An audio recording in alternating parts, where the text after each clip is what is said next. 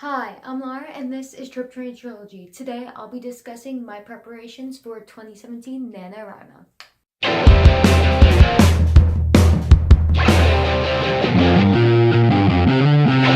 So this video is not necessarily a how to prepare for NaNoWriMo as much as it's me sharing how I'm preparing and sharing some information about my project and then hoping that people will be somewhat interested and maybe telling you how I prepare could help you prepare.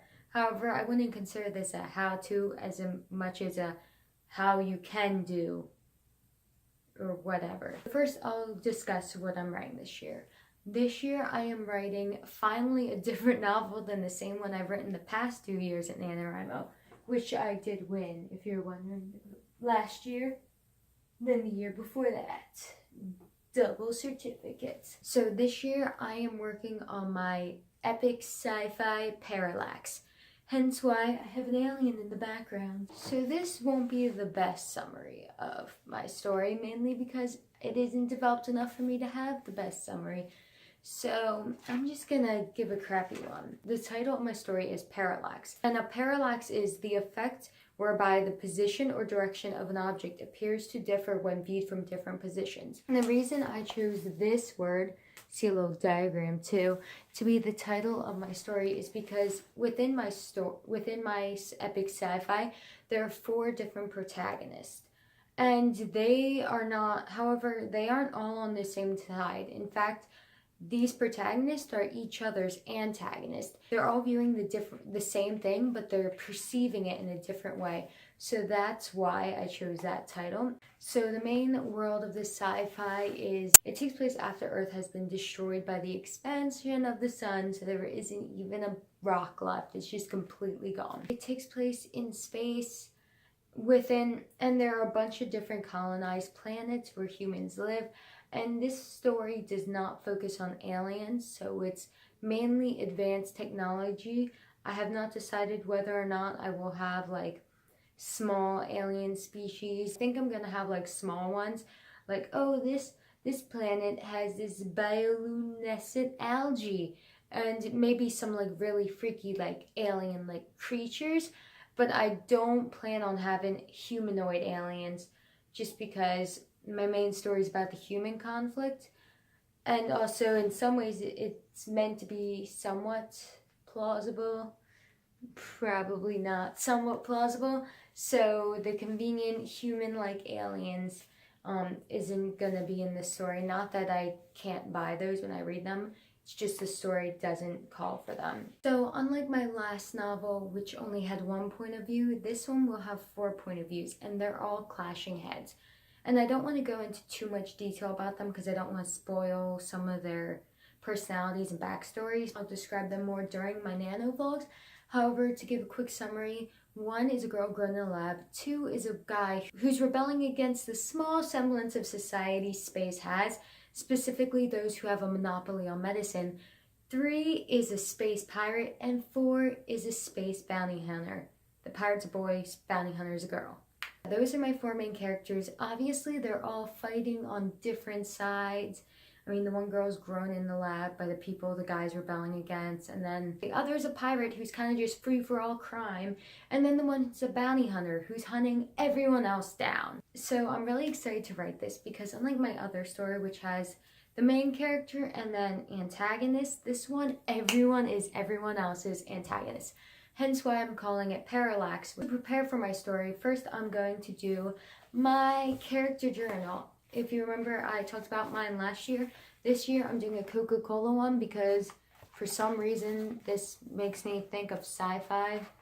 I don't know why, but so that sci-fi apparently in my head.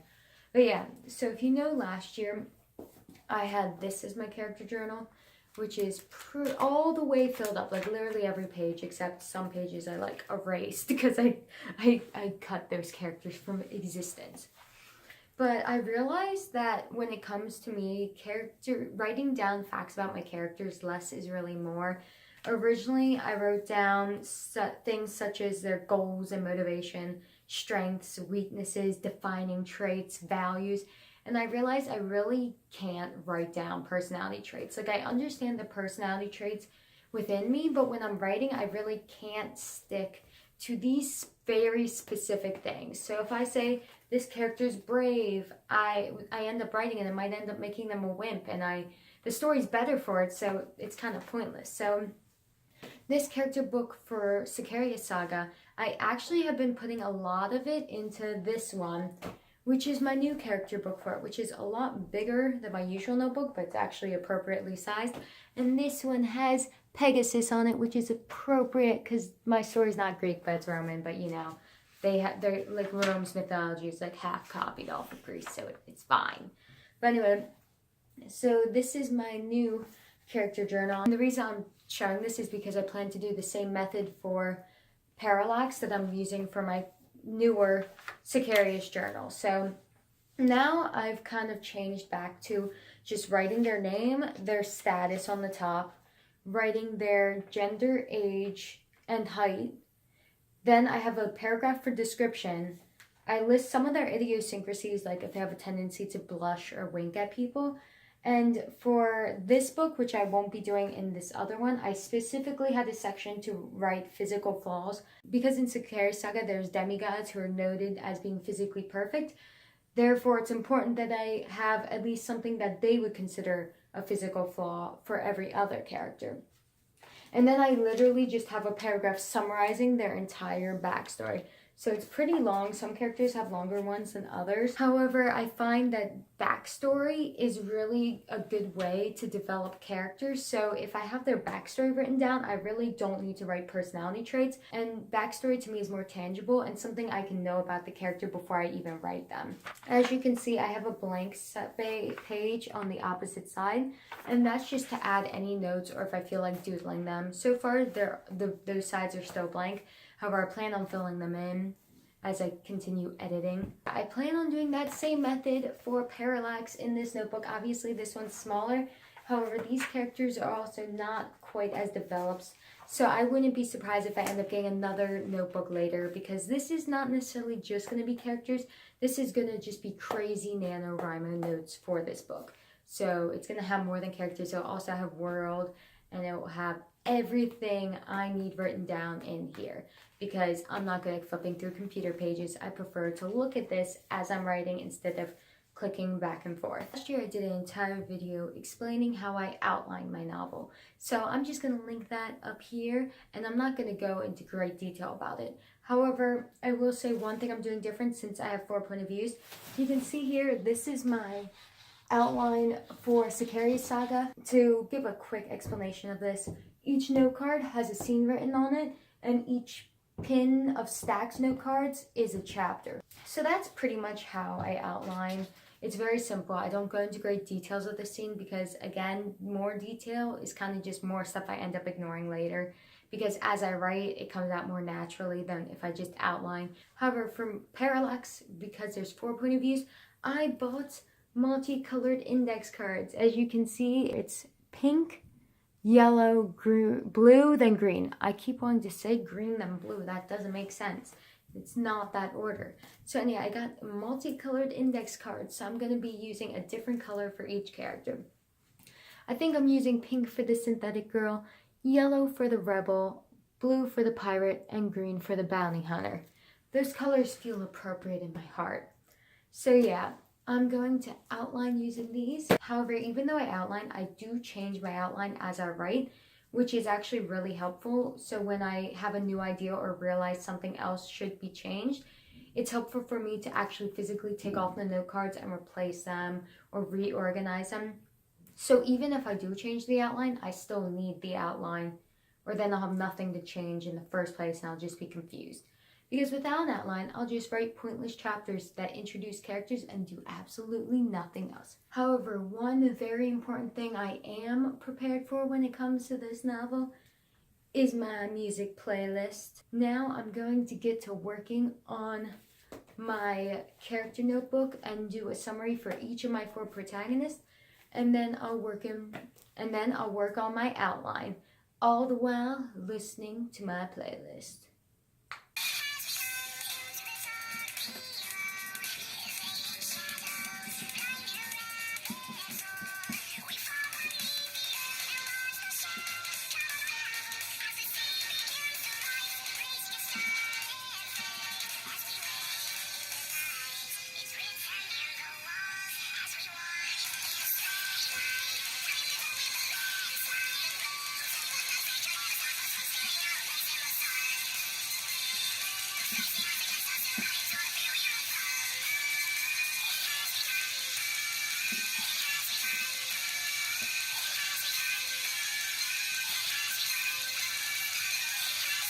At a time on a Wednesday. I'm gonna fail.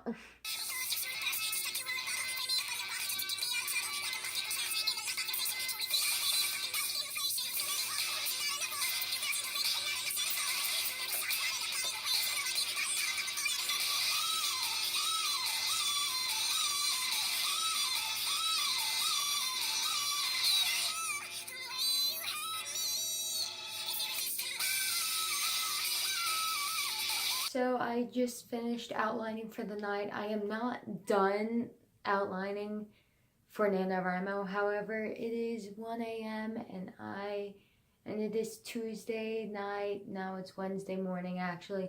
So I'm gonna go pass out. But I hope you found some of this helpful and or interesting, and I'll see you later.